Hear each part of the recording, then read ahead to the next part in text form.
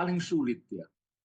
Kalau saya pakai manajemen itu, POAC itu Planning, Organization, Equating, Controlling, memang wilayah equating ini wilayah yang tidak ada teori yang universal gitu ya. Masing-masing teori sangat kontekstual, sangat variatif, sangat berbeda-beda. Apalagi nanti kalau ditelaah dengan kualitatif, yang dimana kualitatif itu yang kuat adalah induktifnya, sehingga kualitatif menurut saya akan sangat memberikan pencerahan di aspek kontekstualisasinya. Tidak bisa digeneralisasi. Sekaligus juga mengkritik aliran scientific management, ya, gerakan manajemen ilmiah yang mengatakan bahwa hanya ada satu kebijakan untuk semua situasi. Itu dikritik habis dengan pendekatan kualitatif, dan pendekatan kualitatif itu induktifnya yang kuat. Kemudian data itu adalah sumber teori. Kemudian kalau teman-teman antropologi yang sering saya harus belajar dari teman antropologi itu, bahwa variasi data itu sangat penting.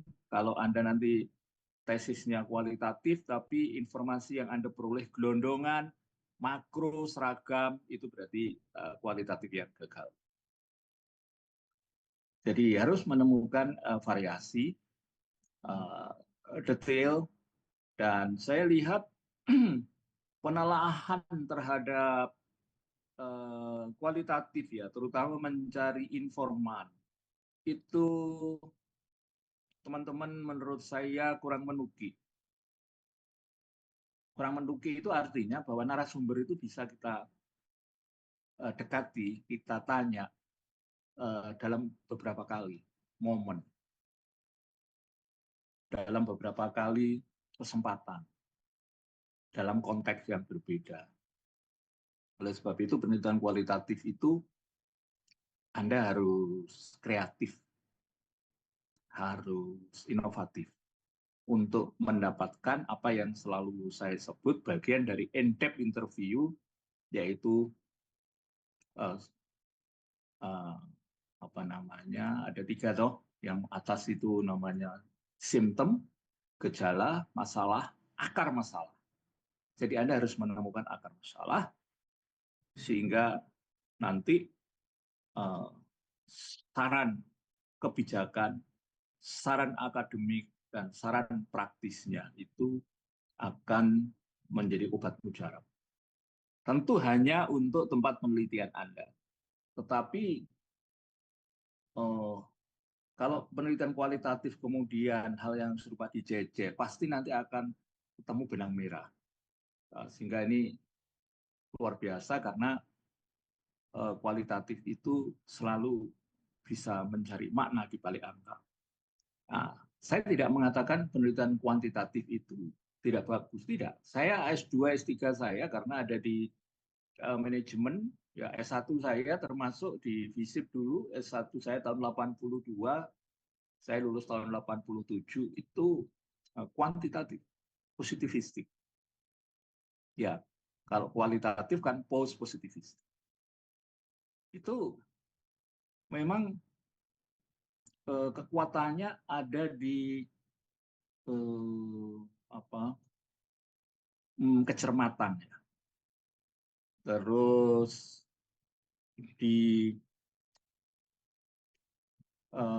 quantity, di responden yang memberikan respon.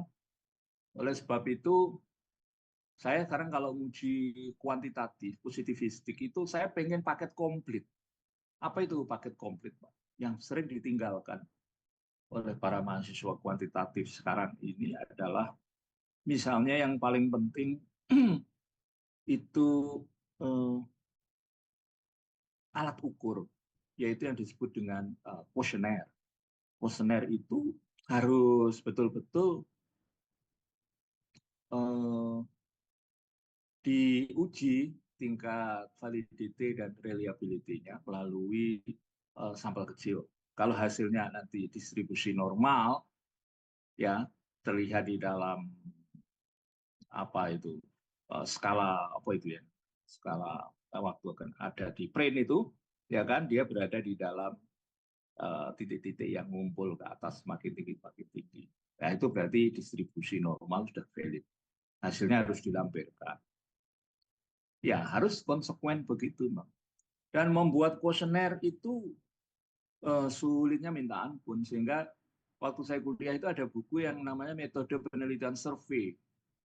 Ya kalau di FISIP itu buku super wajib yang digarang oleh Mas Ri Singarimbun dan Sofyan Effendi. Saya buku itu tidak diupdate ya, tidak diperbaharui. Itu ada salah satu bab membahas tentang membuat kuesioner yang baik dari Jamaluddin Ansor. Waduh, bagus banget. Jadi ternyata membuat kuesioner susah. Padahal kuesioner itu ujung tombak dari penelitian positivistik. Ya, jadi kalau ada cacat di situ, maka belakangnya datanya data sampel, bias. Terus kemudian menentukan sampel sama populasi, sampel, teknik menarikan sampel. Setelah kuesioner kita anggap beres, ya kan? Nah di situ saya lihat, saya terus terang sama Prof. Sutinah itu kalau nguji itu masih berbeda pendapat dengan saya, sepakat dengan Prof. Sutinah karena guru saya, dengan beberapa penguji, tapi tidak di FISIP ya tentu saja, di tempat lain, ya tetap di UNER, ya misalnya saya sebut aja di Pasca, itu berbeda perspektif. Jadi misalnya begini, saya buka aja. Populasi sampel itu kan ibaratnya ada satu gentong berisi teh manis, satu gentong besar. Nah kita itu populasi yang dimana nanti hasil generalisasi atas sebuah bagian kecil dari populasi itu tidak kita teliti semua, tapi kesimpulannya untuk populasi. Apakah satu gentong itu manis atau enggak? Ya, itu kita ambil sedikit saja, 1 sendok teh. Nah, itu namanya sampel. Begitu kita sendok teh itu kita ambil dan kita icicipi manis, maka kita bisa menyimpulkan satu gentong itu manis. Tidak perlu seluruh gentong. Nah, makanya harus jelas itu populasi itu siapa dan berapa. Penting. Siapa dan berapa. Misalnya kalau pegawai, pegawai tetapkah atau termasuk semua pegawai baik tetap maupun honorer maupun PP apa? Mbak yang masih kontraknya PPK, Mbak Elis. P3K. P3K. Lah itu harus jelas. Gitu. Masuk ke dalam yang dimaksud populasi dalam penelitian ini adalah semua pegawai di instansi X yang terdiri dari pegawai tetap, pegawai kontrak, pegawai PPPK yang berjumlah 500. Harus jelas, super jelas. Oke. Setelah itu tentukan, terus ngambil sampelnya, diambil sampel biasanya pakai macam-macam lah. Sampel size itu rumusnya banyak ya, silahkan aja, yang penting konsisten. Intinya sebetulnya kalau makin diambil banyak makin baik, ya makin baik. Apalagi total sampling.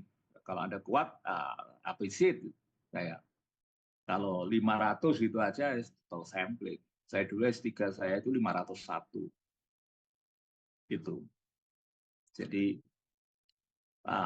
masalahnya kemudian adalah bahwa kalau Anda ambil sampel, misalnya tadi ada pegawai tetap, pegawai honorer, PWPK misalnya, konstruksinya begini, Pak. Gimana enaknya? Apakah saya pakai random enggak salah. Nah, saya garis bawah, tidak salah Anda pakai random, acak. Tetapi saya khawatir itu Anda pakai random itu nanti ngumpul. Ngumpulnya itu khawatir didominasi pegawai tetap. Pegawai tetap Kobe yang terjaring menjadi sampel. Tidak ada upaya dari peneliti itu untuk mencoba mengendalikan representativeness. Keterwakilannya itu sebetulnya bisa Anda kendalikan dan itu sah, gitu, teman-teman sekalian. Saya selalu mengatakan saya tidak salah, tapi tentu hasilnya tidak kurang signifikan, mestinya bisa lebih valid ya. Ya. Oke, misalnya tadi 500, pegawai tetapnya 300. Terus pegawai PPK-nya 150. Oke, ya 500, 205, 300-nya itu pegawai tetap, terus 150, terus sisanya pegawai kontrak.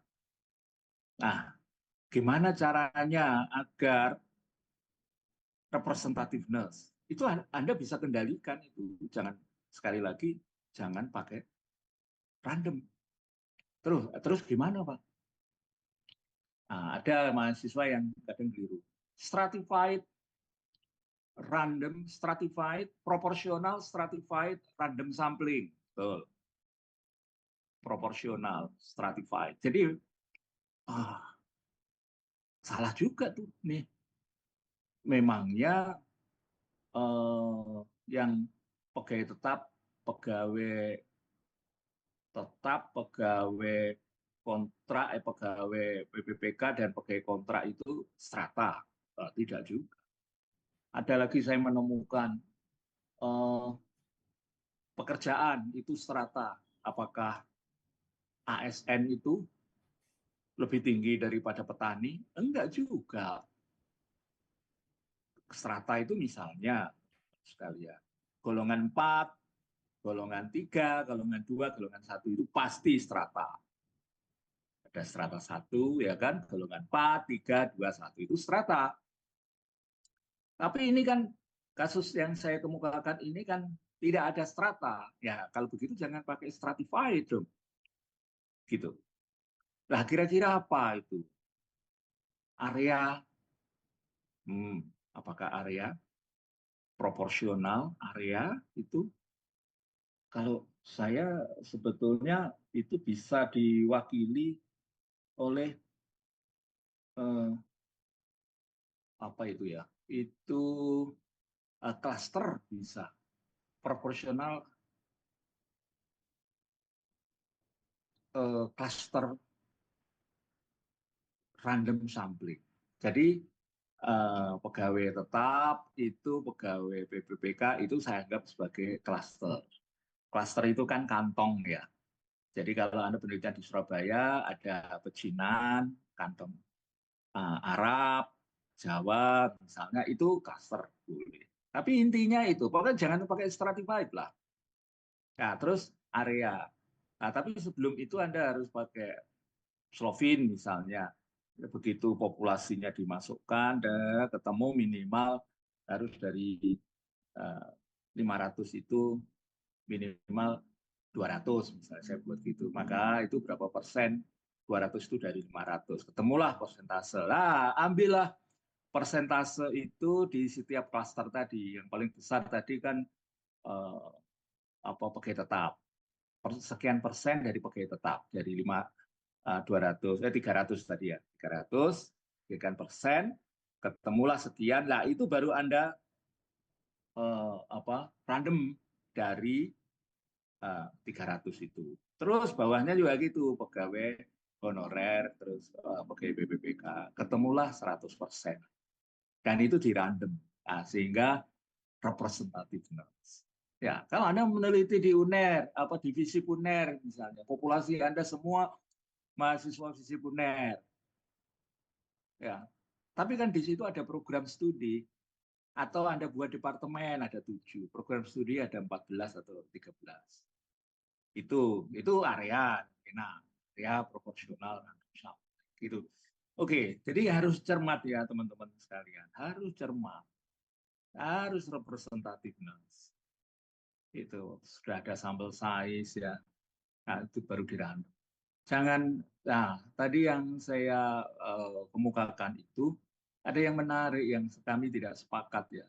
Saya satu paham tentu saja dengan Prof. Sutina itu.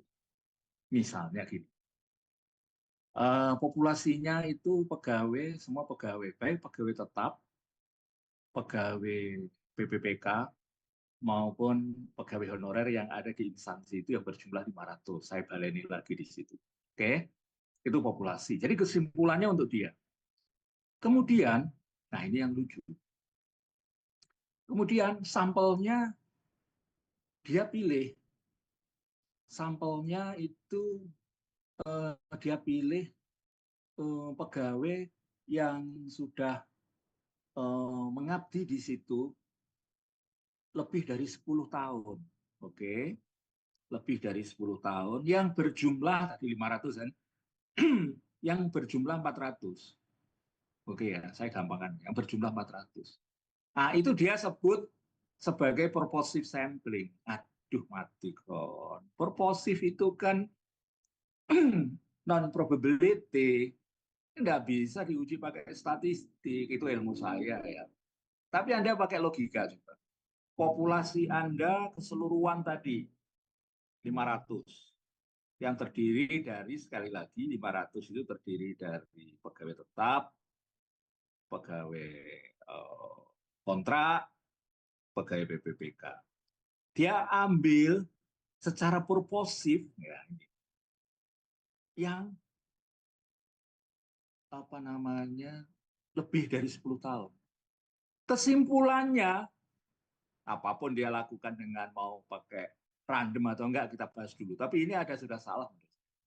Kesimpulannya untuk populasi yang jumlahnya 500. Kan nggak benar, nggak logis. Kalau mau ngambil yang 10 tahun ya sudah dari awal populasi itu adalah semua pegawai tetap, pegawai PPPK, pegawai kontrak yang mempunyai masa jabatan lebih dari 10 tahun, titik, yang berjumlah sekian, tentu tidak 500 toh, yang berjumlah 400. Jadi populasinya itu ditambahi dengan yang lebih dari 10 tahun. Tapi enggak. Sampelnya itu yang lebih dari 10 tahun, kemudian kesimpulannya untuk seluruh populasi yang tadi jumlahnya 500. Contoh itu ya, teman-teman sekalian. Nah, ini nggak cermat, sehingga hasilnya menurut saya ya sampah. Dan itu terus terjadi. Jadi ya sudahlah, perbedaan prinsip. Nggak begitu, nggak logis. Saya sampai itu mengeluarkan pernyataan. Saya nggak mau tanda tangan sampai seperti itu. Baik itu yang bersangkutan, maksud saya biar mahasiswa tidak mati di tengah-tengah karena ada 2 gajah bertarung ya. Saya juga harus melayani mahasiswa. Mahasiswa temui saya di Cafe Toffee sebelahnya masjid itu. Nah, saya berikan diskusi, kita diskusi ya. Saya dalam posisi teman diskusi. Gimana nih? Iya, saya bisa menerima pendapatnya Bapak. Itu logis. Nah, begitu. Ya sudah. Ubah seperti itu yang kamu yakini itu di antara dua. Nanti nggak tanda tangan, saya tanda tangan. Sudahlah. Akhirnya gitu yang terjadi. Oke, ini intermezzo ya.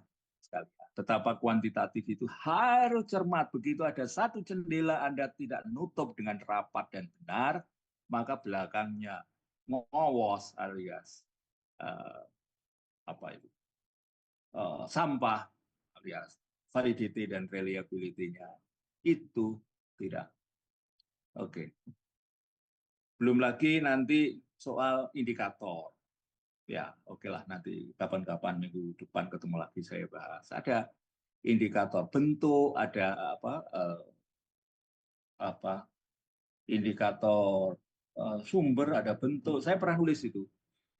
Ya, waduh kalau saya itu terapkan, ya mestinya ya harus diterapkan. Itu betapa kuantitatif itu banyak teman-teman yang bolong ya. Maksud saya tidak satu paket, makanya saya pelan-pelan kalau di S2. Nah, kemudian S2 juga sudah mulai ada peningkatan. Saya lihat di UNER ini sudah ada peningkatan, sudah didekatkan pada model mendekati S3.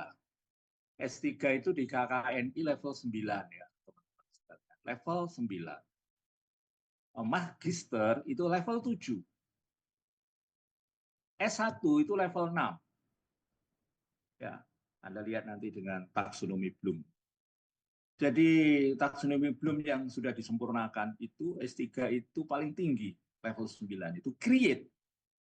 Jadi mengkreasi, novelty, temuan. Nah, Anda di dua baris di belakang, level 7. Ini sudah mulai diarahkan untuk menemukan novelty atas sebuah, karena program di Indonesia itu magister dan doktornya itu belum ada dokter terapan, menurut saya sih. Jadi lebih banyak PhD, istilahnya Prof. Ramlan, dokter kita itu PhD, Philosophy of Doctor. Karena di luar negeri itu ada dua, teman-teman. Di luar negeri itu ada, ya di Fakultas Ekonomi itu hanya satu, DBA, Doctor of Business Administration. Nah, sementara banyak teman yang lain gelarnya PhD, sama-sama di manajemen. Loh kok beda? Saya punya kenalan alumni alumni S1, S2 komunikasi FISIP UNER, sekarang menjadi dekan di FISIP Brawijaya UB, itu gelarnya adalah DCOM, Doctor of Communication. Ya, kalau saya sebutlah namanya. Ya, satu asosiasi dengan saya di sebuah perkumpulan. Itu bukan PhD. Sama misalnya yang komunikasi Bu Ida Rahmaida itu PhD, Philosophy of Doctor. Bedanya ada di mana? Philosophy of Doctor itu adalah doktor yang sangat akademik. Makanya disebut Philosophy of Doctor. Nah, yang Doctor of Communication, Doctor of Business Administration itu adalah gelar yang sangat terapan. Oke, makanya bukan PhD, karena dia menemukan sesuatu. Kalau dalam dunia kedokteran, saya mundur sejenak ya teman-teman saja. Saya tuntaskan. Dulu ada spesialis. Spesialis 1, spesialis 2. Spesialis 1 itu identik dengan, kalau di akademik namanya magister. Ya. Spesialis 2 itu sama dengan doktor. Tapi dia nggak punya gelar, hanya spesialis 2, spesialis 1. Dulu spesialis 2 masuk spesialis 1 bisa melanjutkan di doktor akademik. Yang spesialis 2 dulu bisa profesor, sekarang nggak bisa, teman-teman sekalian. Terakhir itu Universitas Airlangga. Begitu dulu terakhir dari Airlangga yang spesialis 2 suruh masukkan, ditutup, begitu UNER habis tutup, jebret. Sudah tidak ada lagi spesialis 2 jadi doktor. Yang jadi profesor. Yang jadi profesor adalah yang bergelar doktor. Akademik, gelarnya doktor. Bedanya ada di mana? Yaitu satu, terapan sama akademik. Kalau di Jerman itu dual system. Kalau Anda pengen jadi profesional, ya ambil gelar doktor terapan. Kalau Anda pengen jadi peneliti dan dosen, ambil yang PhD. Itu, moga-moga kalau saya salah, tolong diperbaiki. Sehingga ini dua jalur yang berbeda. Kayak MM, Magister Manajemen, itu gelar tidak akademik gitu. Artinya terapan dia. Makanya dulu dia tidak menyusun tesis, tapi project. Tapi nggak tahu, sekarang jadi nggak konsisten ya. Akhirnya jadi itu MM bisa jadi ngambil gelar akademik. dokter. Misalnya nggak boleh, jalurnya dia harus dokter terapan. Ah, sayangnya di Indonesia belum ada. Oke, bukan ini masalah ini lebih unggul dari ini, enggak. Itu kita konsistensi aja kalau mau. Jadi kalau misalnya seorang dokter, dokter ya, ahli kesehatan itu menemukan bagaimana mengoperasi jantung bypass dengan model baru yang lebih sedikit sayatan, misalnya, dia spesialis dua dan eh, apa namanya itu temuan dia pragmatis itu. Nah, itu spesialis dua, doktor, ya setingkat dokter. Tapi kalau dokter itu yang sekarang kita jalur kita di situ itu akademik. Ya, sehingga yang saya sebutkan kembali lagi ke novelty itu adalah merekonstruksi atau merekonstruksi sebuah teori. Jadi temuannya adalah Anda nambahi atau ngurangi atau mengubah bentuk teori misalnya collaborative governance dari Ansel misalnya. Oh jadi gini Pak, berdasarkan penelitianmu yang spesifik kualitatif. Yang kuantitatif biasanya saya kuantitatif dapat novelty. Novelty saya adalah misalnya variable intervening saya itu hmm, eh, inovasi organisasi, terus Y-nya, ya belakangnya itu banyak banget ruwet lah. Ya. Y-nya itu, saya ambil itu yang apa namanya, PhD saya itu di situ. Y-nya itu kinerja organisasi. Jadi itu ada teori yang sangat kuat bahwa organisasi yang makin inovatif itu akan memberikan kontribusi besar kepada kinerja organisasi. Tapi hasil dari saya ini, konstruksi saya yang kuat itu, saya juga istilahnya nggak makan, nggak mandi 3 bulan itu ya istilahnya. Wis pokoknya stres mencari rujukan karena promotor saya yang standar Inggris ya, PhD-nya dari Inggris, Pak Vale, saya tidak akan mengizinkan Anda untuk maju ujian selama Anda tidak bisa menjelaskan mengapa hasil temuanmu semakin tinggi inovasi organisasi, semakin tinggi kinerja organisasi itu tidak signifikan di hasil penelitian. Padahal teori yang kamu bangun itu sangat kuat, arus mainstream, arus besarnya sangat kelihatan. Tapi mengapa kok tidak bisa, tidak terbukti di penelitian? Kalau Anda nggak bisa menjelaskan, jelas Anda nggak bisa ujian. 3 bulan itu saya istilahnya nggak mandi. Gitu.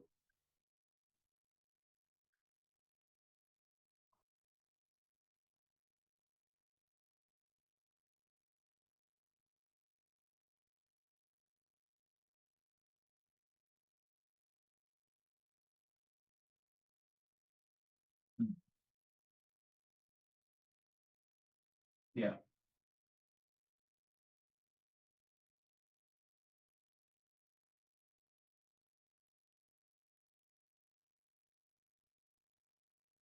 Pak Nur, Pak Nur. Iya.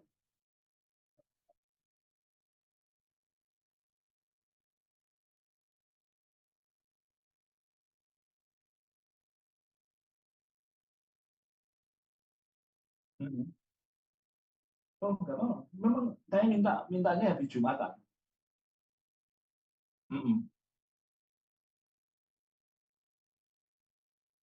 Enggak. Jangan setengah 2 lah. Pokoknya habis Jumatan. Kalau jam 1 terlalu mepet memang.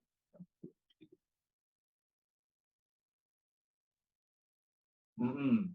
Oke, boleh, boleh.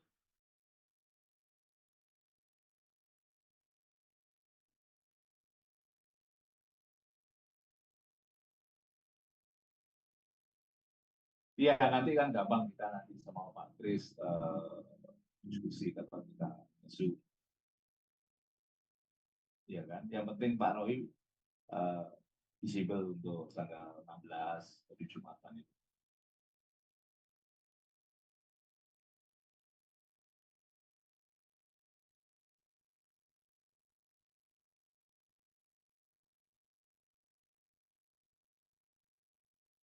Nggak mungkin.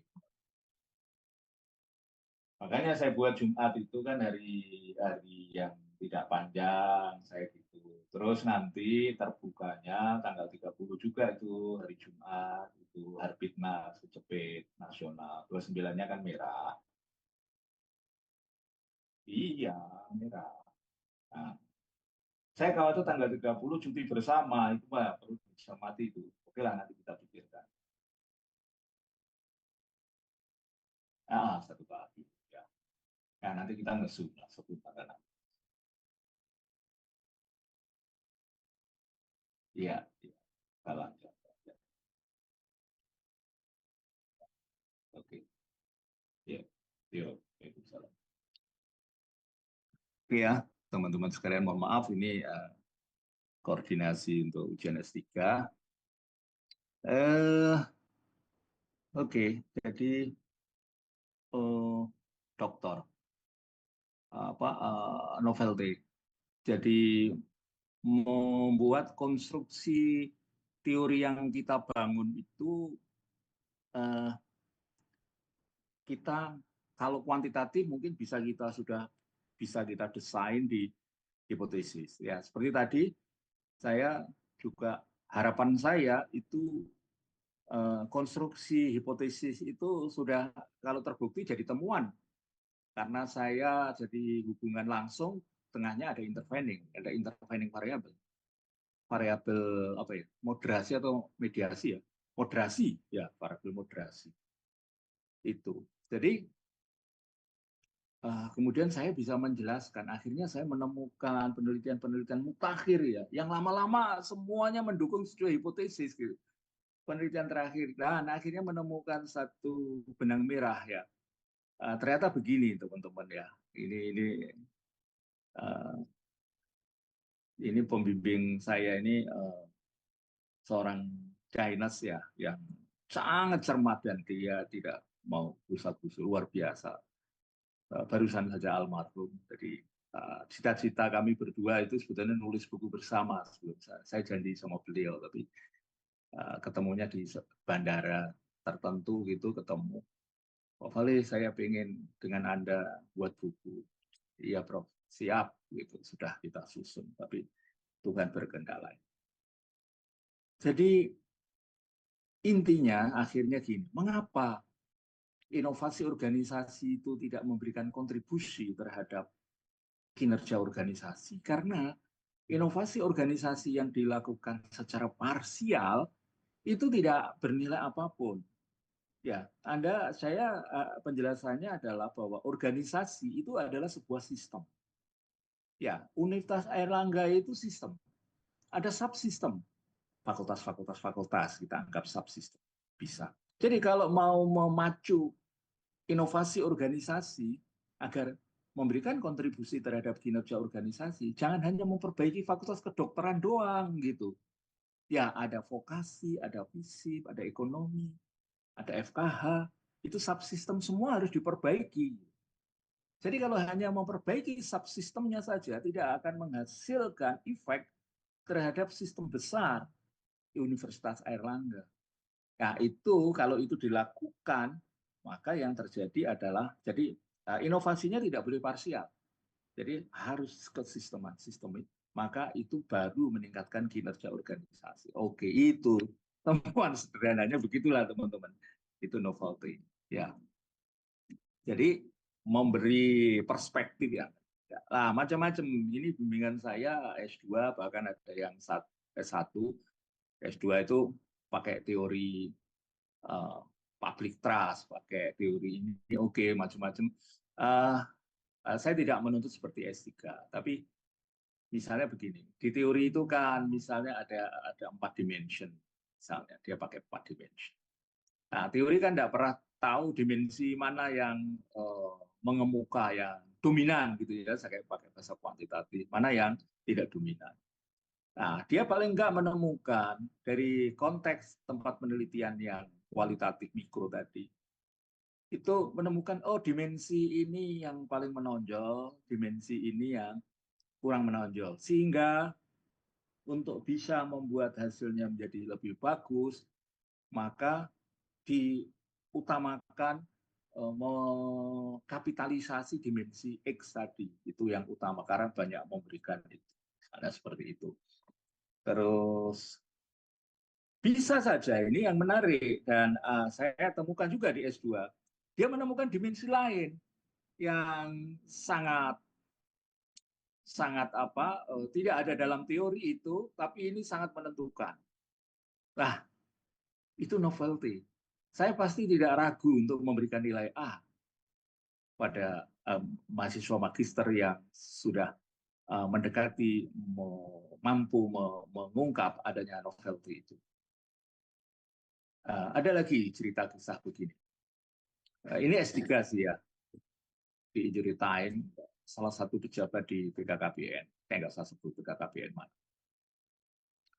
Itu dia pakai teori-teori psikologi. Teori psikologi intinya itu perkawinan anak di bawah umur. Hasil terutama di Jawa Timur itu yang paling tinggi Malang, Kabupaten Malang.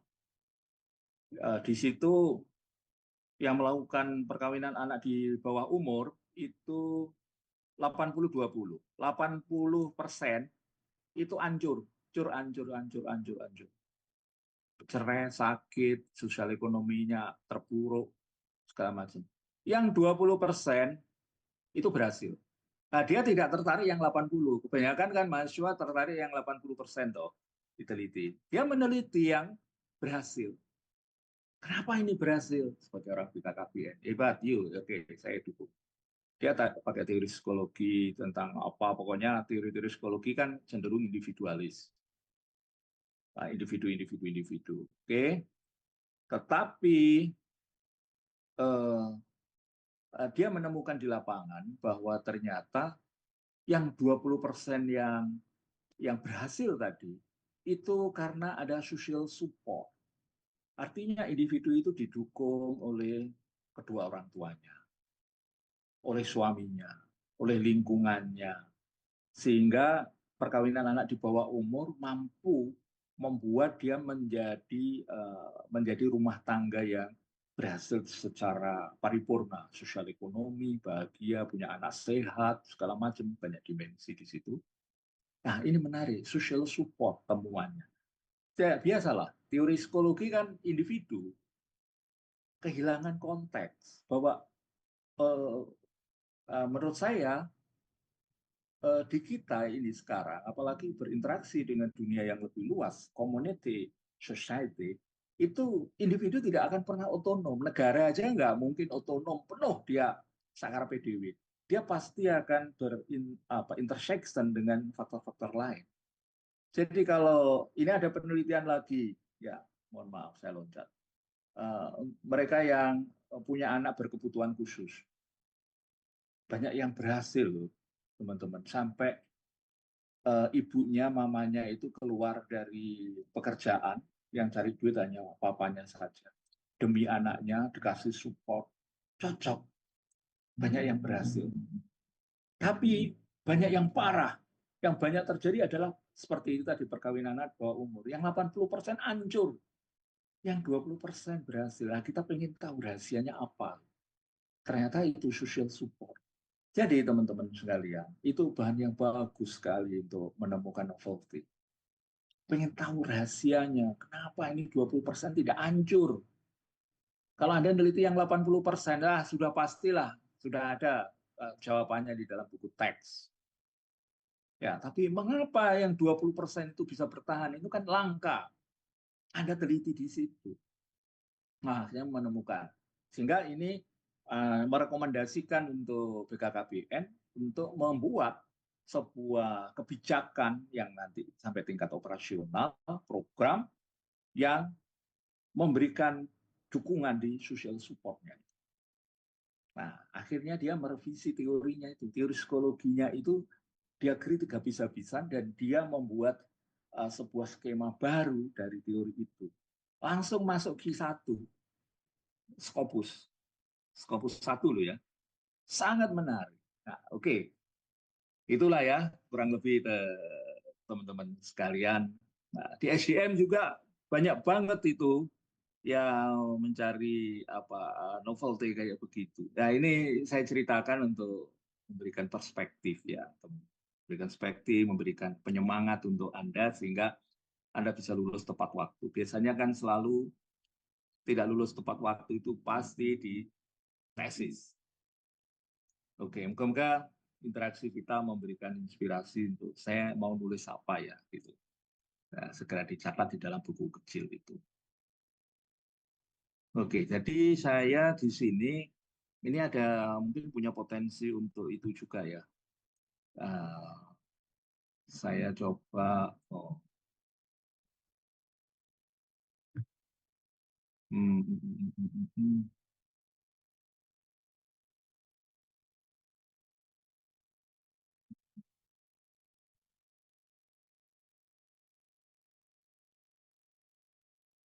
Hmm. Oh, harus ini dulu ya, harus klaim host. Bentar.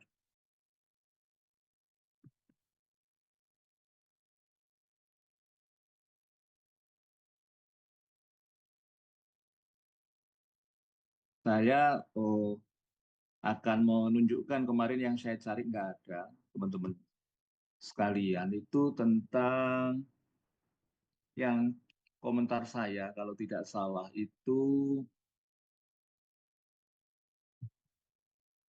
kurang digarap oleh birokrasi. Jadi kita berharap memperbaiki memperbaiki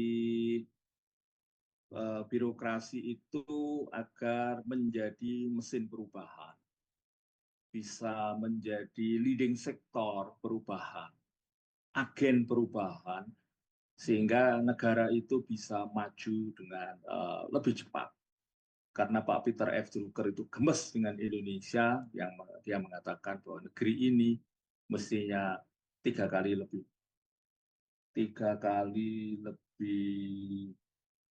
hebat, lebih maju dari yang sekarang. Dulu saya ngambil komentar pada waktu memberi ceramah nasional di satu momen, apa itu ya namanya, ada stafnya Pak Wakil Wakil Presiden segala macam, saya diprotes sih. Waktu itu saya memberi pernyataan bahwa negeri ini sudah menjadi kleptokrasi. Ya, kira-kira apa Pak ya? Kleptokrasi. Halo teman-teman sekalian, kleptokrasi pernah mendengar? Jadi banyak yang kupingnya merah ya. Ada birokrasi, ada kleptokrasi. Negeri para pencoleng. Ya, saking banyak. Itu saya, waduh, staf Wapres Yusuf Kala waktu itu ya, masih ingat saya. Wah, itu protes keras. Tapi ya kita diskusi di forum, itu saya tunjukkan data-datanya. Jadi itu multiplier efeknya kalau kita tidak berhasil membangun sebuah postur, portofolio birokrasi itu cemerlang, itu multiplier efeknya luar biasa. Apa? Anggaran yang banyak yang kita peroleh dari pajak, pajak penghasilan, PPN, itu tidak mampu menghasilkan multiplier effect. Nah, sebetulnya kalau kita mau di manajemen keuangan, ya kita pelajari APBN, postur APBN itu, sebetulnya permasalahan bukan besar kecilnya jumlah anggaran, jumlah duit, tapi ketepatan penggunaan skala priority dari anggaran yang ada. Itu untuk apa saja. Dan jangan sampai ada penyakit 80-20 yang sering saya katakan dalam teori organisasi.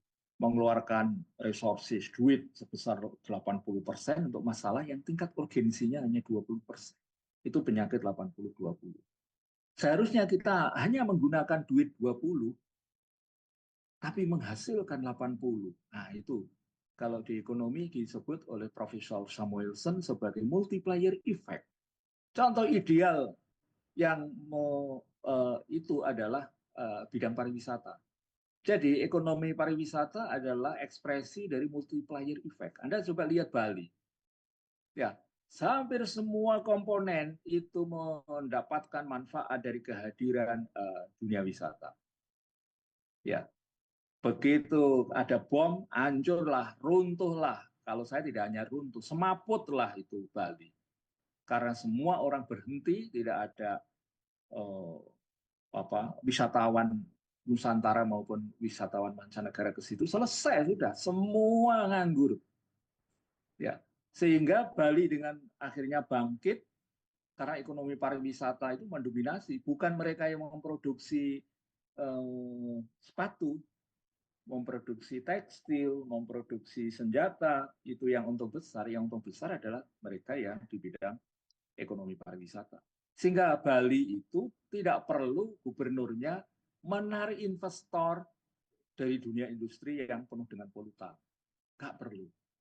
Cukup dia menjaga ekosistem dari sebuah destinasi wisata. Sampai polisinya itu tidak ada tradisi nilang. Ayo coba, siapa yang di Bali ditilang? Saya itu pernah 10 kali melanggar dalam sebuah perjalanan. Tidak pernah ditilang oleh polisi Bali. Semua mendukung untuk kata kunci yang namanya wisata. Nah, mestinya seperti itu, fokus. Dan multiplier effect-nya apa, Pak? Anda bisa lihat penyerapan tenaga kerja, UMKM maju, swasta untung, misalnya hotel okupansinya penuh, pemerintah apalagi dia mendapatkan eh, penyerapan tenaga kerja, mendapatkan retribusi pajak, ya PP1 dari hotel. Masyarakat yang punya rumah langsung menerima duit karena rumahnya dipakai nginep oleh para wisatawan. Itu di daerah mana itu? Yang ada lukisan-lukisan itu. Jadi langsung masyarakat itu rumahnya dipakai untuk nginep wisatawan. Duitnya langsung dia temui, langsung dia masuk kantongnya. Jadi tidak ada yang tersisih. Semua dapat. Nah, itulah konstruksi Bali yang ideal. Makanya Bali tidak perlu dimasukkan industri yang akan menghancurkan keasrian alam. Multiplier effect. Nah, sayang sekali. Sehingga kalau saya membayangkan kepala dinas PU di Bali, yang dia prioritaskan tentu bagaimana destinasi wisata X itu aksesnya mudah. Kalau ada wisatawan dari hotel X, dari bandara, dari sini, aksesnya menjadi mudah. Aman, nyaman, facility, tempat tinggal, hotel, dengan berbagai tipe ada semua.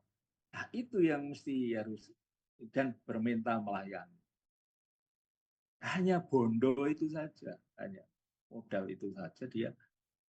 Ya, jadi teman-teman sekalian, bagaimana kita sekarang, ya mata kuliah kita ini sebetulnya mencoba mengembalikan pada peran strategis birokrasi. Ya, di dalam birokrasi yang paling utama yang memainkan yang menjadi darahnya itu adalah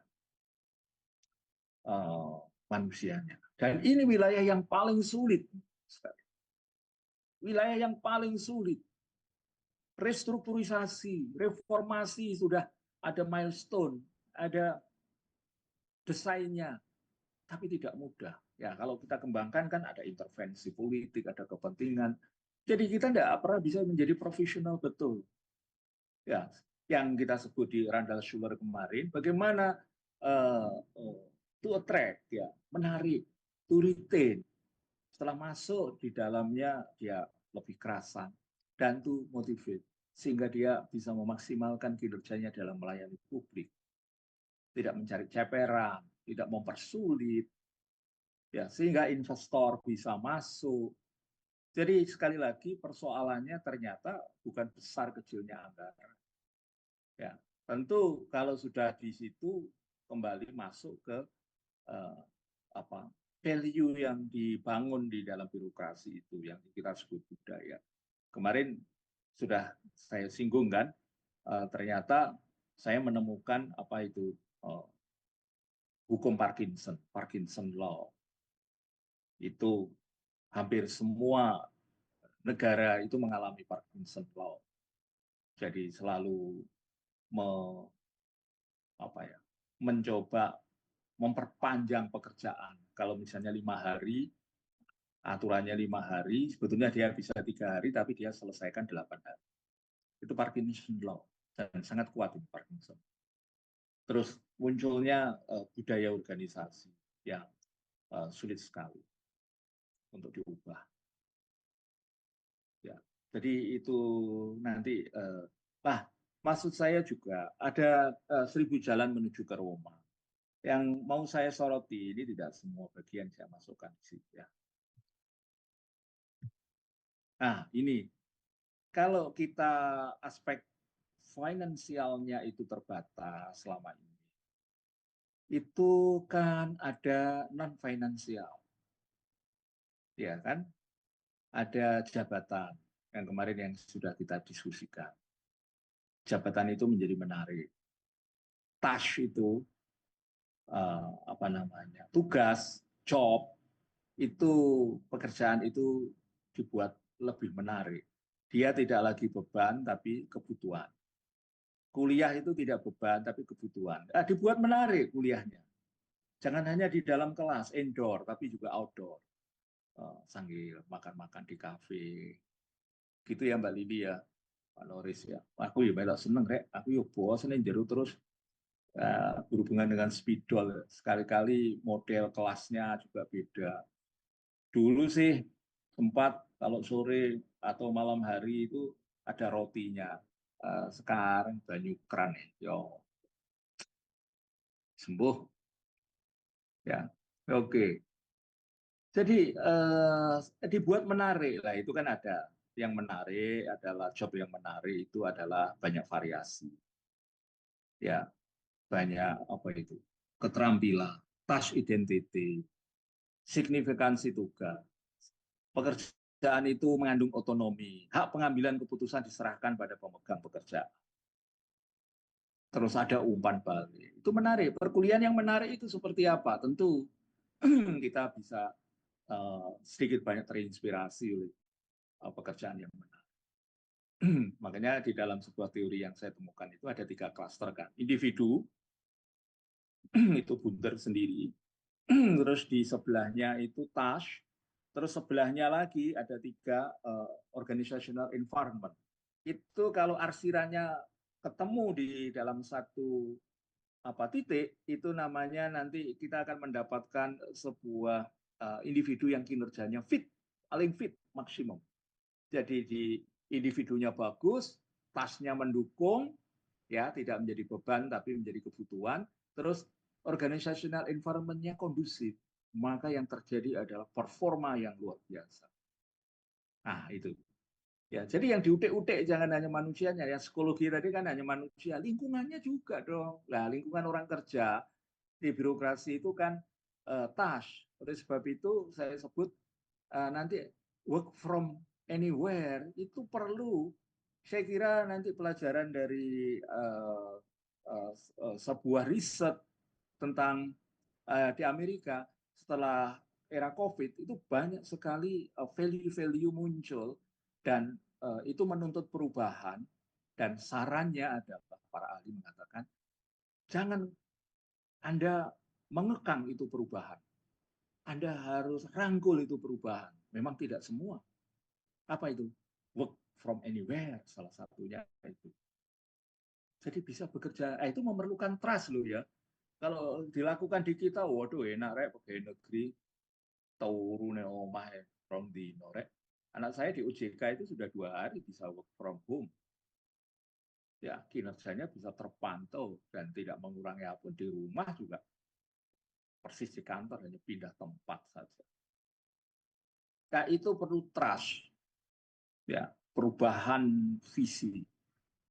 Oke, jadi maksud saya adalah teman-teman sekalian, ada yang belum catatan ini ya, belum digarap oleh pemerintah yang masih orientasinya pada membangun aspek finansial, karena aspek finansial itu nanti akan menghasilkan kepuasan ekstrinsik yang riset teori-teori motivasi menunjukkan ekstrinsik itu hanya bertahan 3 bulan.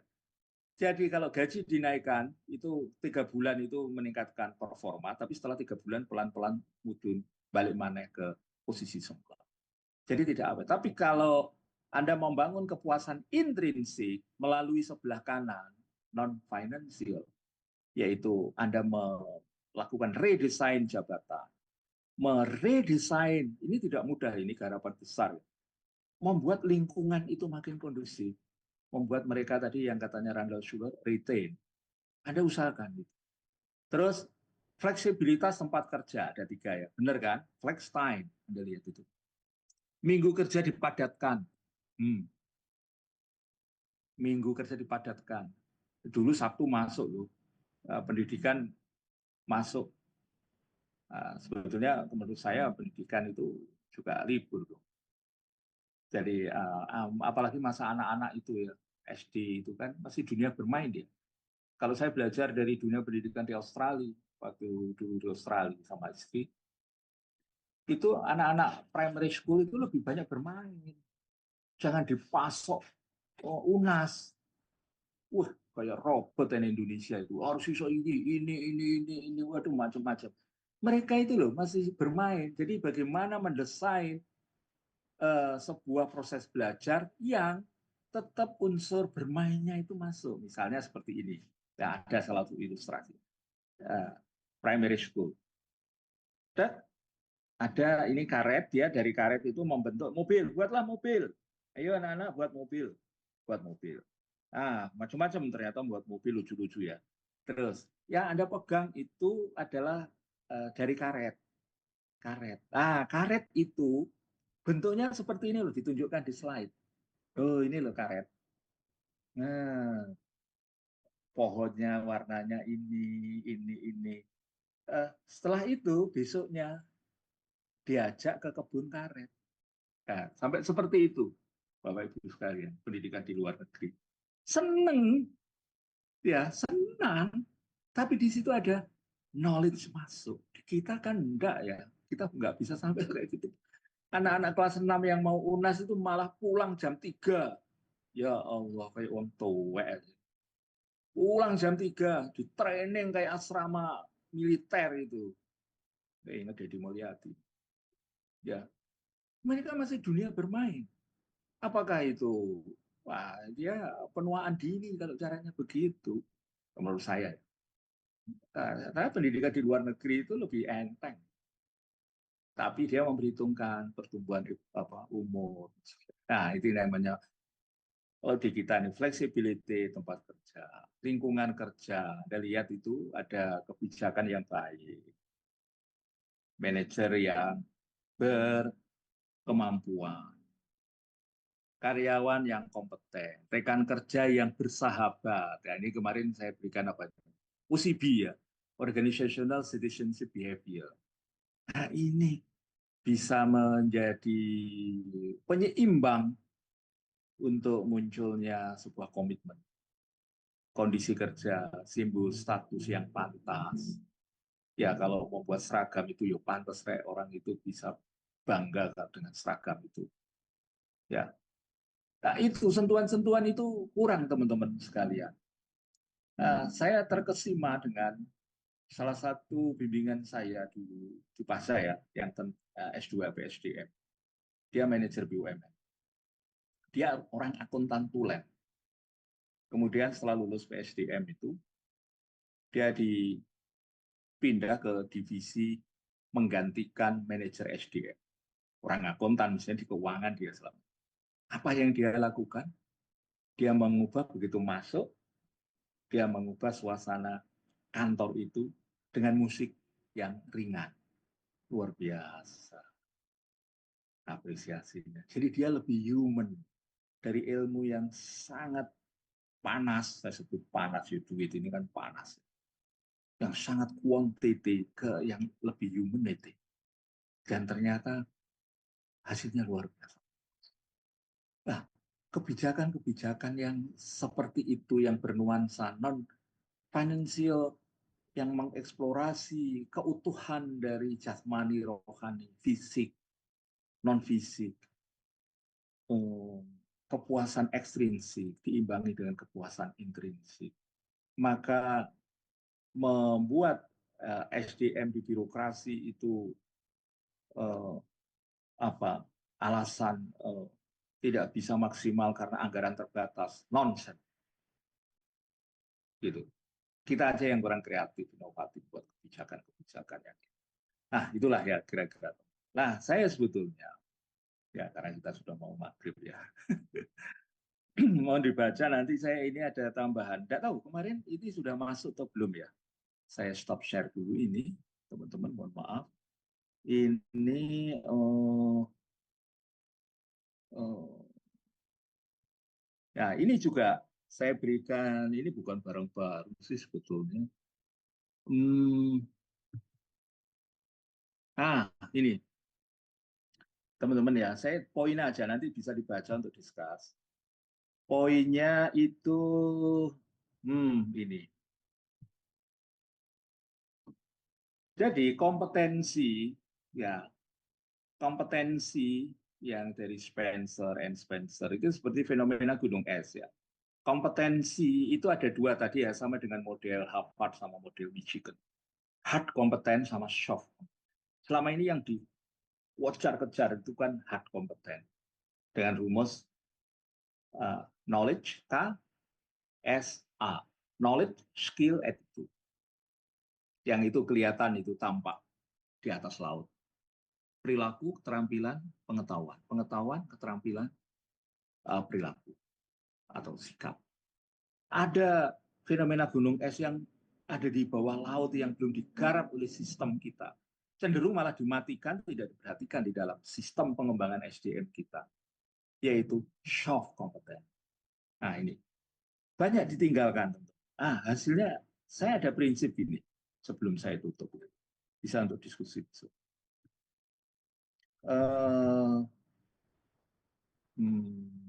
Mohon maaf. Oke. Nah, ini saya berikan bentuk dulu. Nah, ini ada fenomena ini. Bisnis ke depan itu yang terjadi adalah war for talent, bukan war for competent.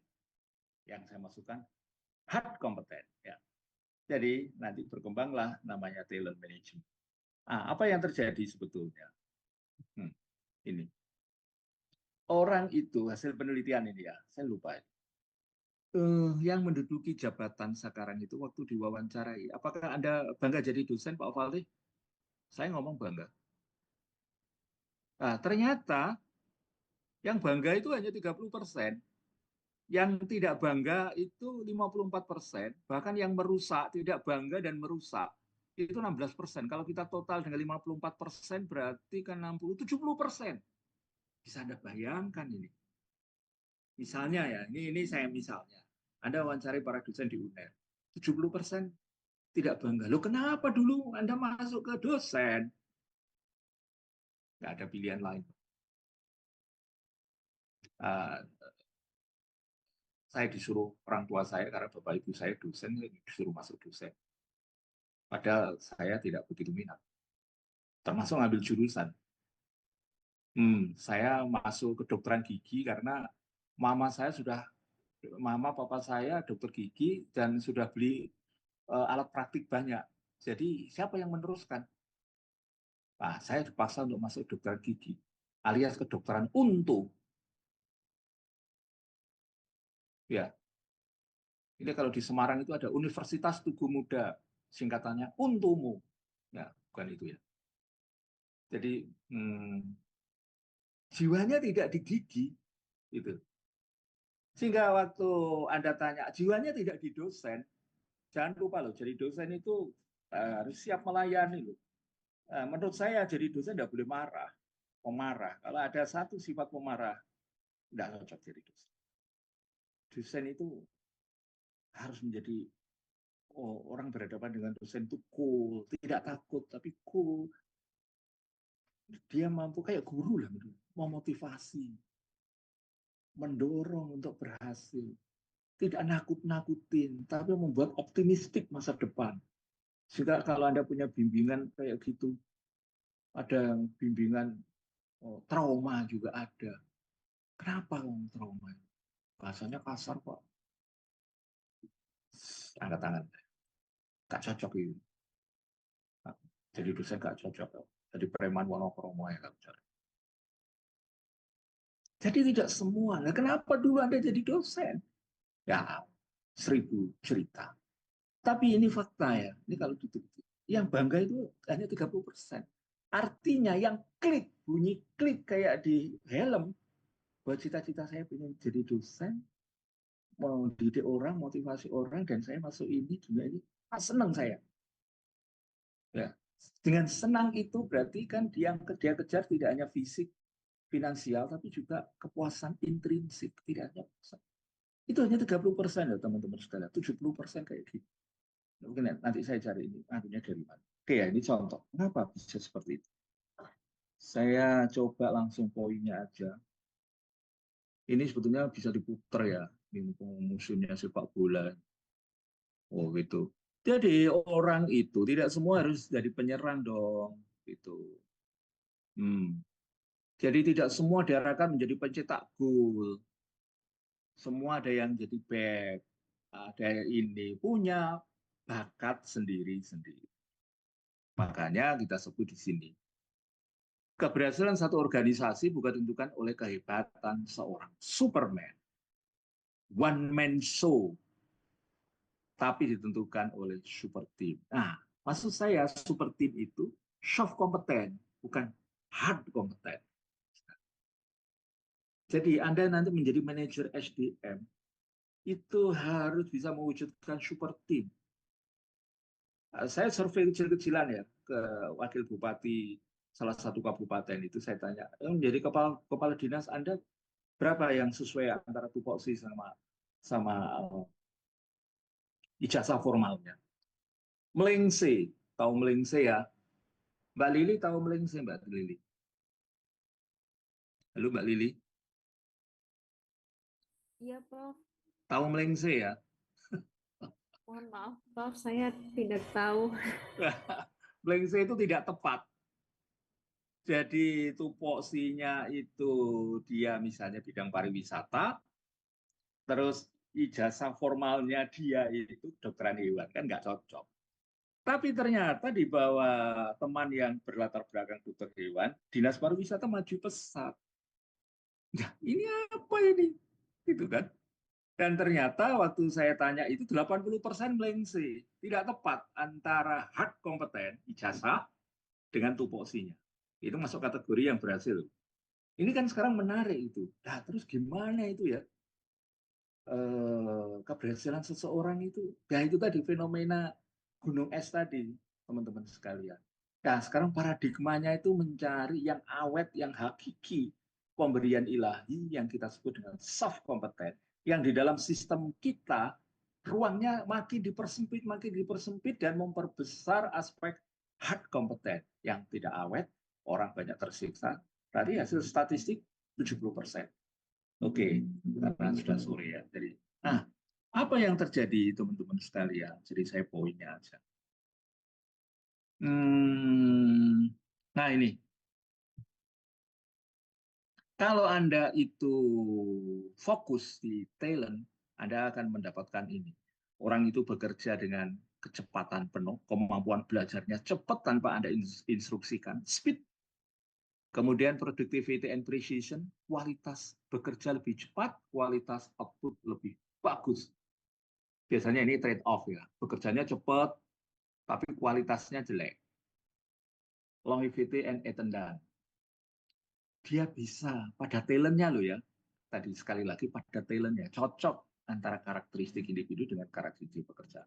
Itu bertahan lebih lama, kerasan, bukan merupakan beban, asik gitu, dan tidak mangkir dari tugasnya. Oke. Terus lagi, nah ini menarik.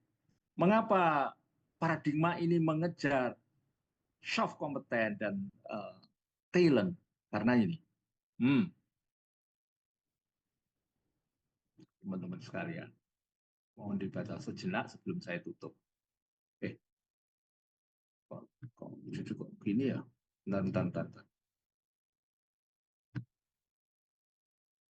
Hmm, loh,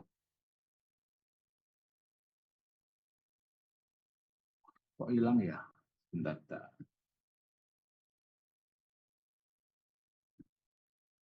Saya stop. Oke. Nah, ini wrong assumption. Ini asumsi yang keliru. Mohon dibaca sejenak. Jadi, saya suka yang paling bawah. Memperbaiki kelemahan kita. Ya, jadi kelemahan kita mestinya harus Anda hindari itu. Kelemahan kita akan mendorong menuju kesuksesan. Itu salah. Wrong assumption. Asumsi yang salah. Ya, Anda lihat itu. Semua orang bisa sukses menjadi pemimpin perusahaan. Jika kerja keras, sungguh-sungguh, pegang terus impian kita, pasti bisa. Semua perilaku pemimpin yang sukses bisa dipelajari. Itu asumsi yang salah. Memperbaiki kelemahan kita, ya kelemahan kita. Jadi Tuhan itu sudah memberikan ke masing-masing orang kelemahan. Kita memperbaiki kelemahan kita, tidak mencoba mengkapitalisasi keunggulan kita, ya, kelemahan kita. Hasil maksimalnya apa? Kita akan mendorong menuju kesuksesan. Itu salah. Yang benar seperti apa? Terakhir ya. Eh, lo, lo,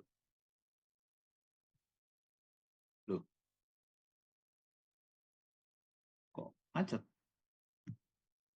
Loh, apanya yang salah ya? Saya stop share dulu ya, coba. Apanya yang salah ya? Salah pencet ini gini nih.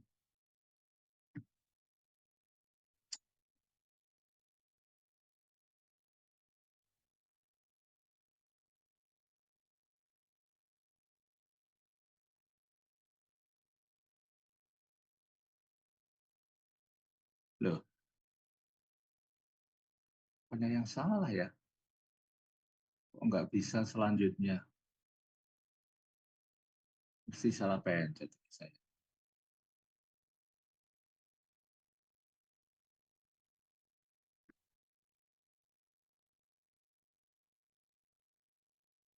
Hmm, apa ya? Mungkin dipencet enable content, Prof. Yang mana? Sebelah mana? Yang ada Oh iya ini. sih. Tuh, nggak Nggak bisa bisa juga, juga itu, Prof. Pak. Nggak bisa juga itu. Di close dulu mungkin, Prof. PPT-nya. PPT-nya stop share kah? Stop Bukan. share dan juga di close filenya, Prof. Nah, Oke. oke. Terus filenya ini di close. Oke, di close dulu, Prof. Close-nya pakai apa ini? Yang X pojok itu, Prof. Export job. Di PPT-nya Oke, betul. mana ada pojok itu?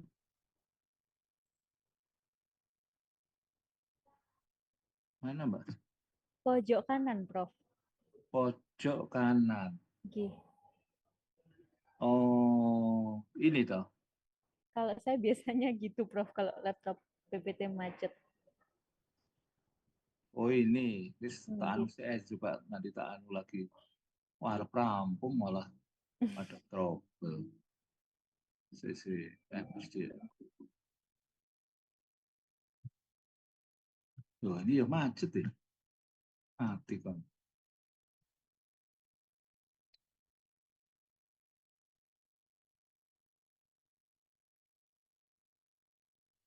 Ah, masih nggak bisa ya. Stop share. Nggak ada. Ya, apa ini? Masuk tak ini ya. Ah, oh, di ini juga nggak bisa ya, Mbak. Oh, mungkin wis tak patikan dulu, mohon maaf.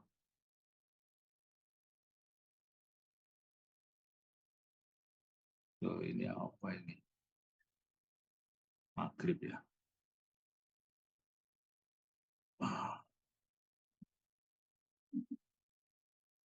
Ah, Bismillah, moga-moga enable content, nah bisa di ini.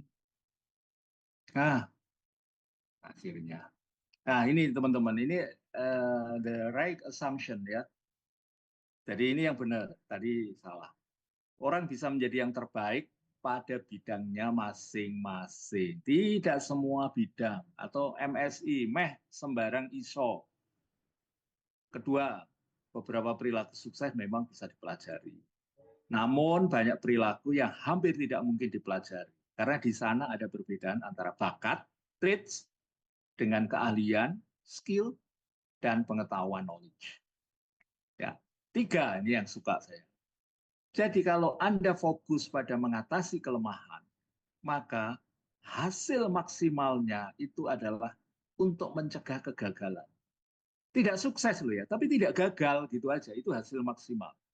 Kesuksesan yang menghasilkan extraordinary skill dicapai dengan membangun keunggulan, misalnya ini harus kasih merah, keunggulan yang telah dimilikinya.